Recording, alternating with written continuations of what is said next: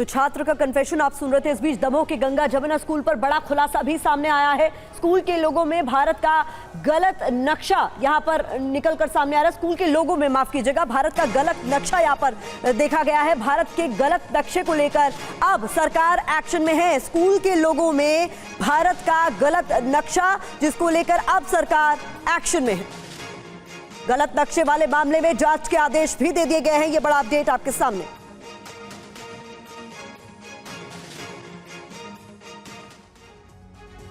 दमोह मामले पर टीवी9 से बोले राष्ट्रीय बाल संरक्षण आयोग के अध्यक्ष प्रियांक कानूनगो। उनकी ओर से कहा गया एमपी में कई जगह ऐसे मामले निकलकर सामने आए। शुरुआत से मामले पर एनसीपीसीआर की नजर है। कानूनगो की तरफ से कहा गया है स्कूल की मान्यता निलंबित है, रद्द नहीं।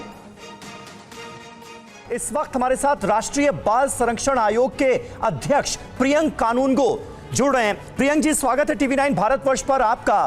टीवी9 भारतवर्ष ने एक डिटेल्ड रिपोर्ट दिखाई है, बच्चों के बयानात भी दिखाए हैं और बच्चों ने खुद ये माना है कि उनसे जबरदस्ती उन्हें इस्लामी शिक्षा देने की कोशिश की जा रही थी, उनसे जबरन नमाज पढ़वाने की भी कोशिश की जा रही थी। अब इन आरोपों को बाल संरक्षण आयोग कितनी गंभीरता से लेता नजर आ रहा है?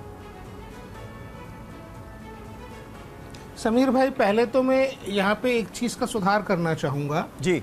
राज्य सरकार ने स्कूल की मान्यता निलंबित की है, समाप्त नहीं की है।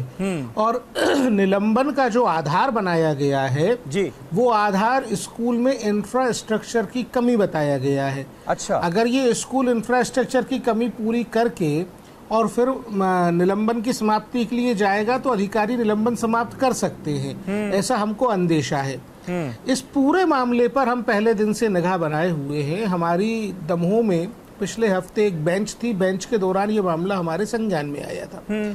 लेकिन इसमें जो मुख्य बातें हैं वो ये हैं कि जिला प्रशासन की, खासतौर पर जो जिला शिक्षा अधिकारी है जी, उसकी साफ साफ मिली भगत इसमें दिखती है।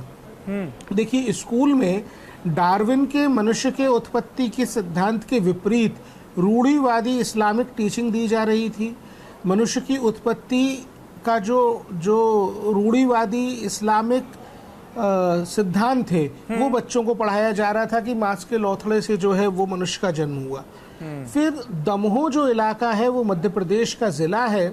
वहाँ पे जो रहने वाले निवासी हैं उनकी मातृभाषा हिंदी है जी, लेकिन मातृभाषा के रूप में यहाँ पे जो है उर्दू जो है वो प्रथम भाषा के रूप में पढ़ाई जा रही थी। जबकि बच्चों के अभिभावकों ने जब बच्चों का एडमिशन कराया तब उनको इस स्कूल का माध्यम पढ़ाई का अंग्रेजी बताया गया था और सरकारी दस्तावेजों में भी अंग्रेजी माध्यम ही है।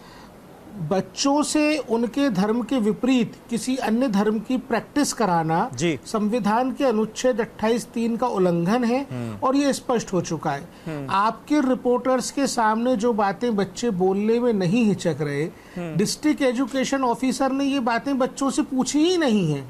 तो डिस्ट्रिक्ट एजुकेशन ऑफिसर को केवल हटाया जाना, कल हमको पता चला है कि उसको हटा दिया गया है जी, उसको हटाया जाना इस समस्या का हल नहीं है।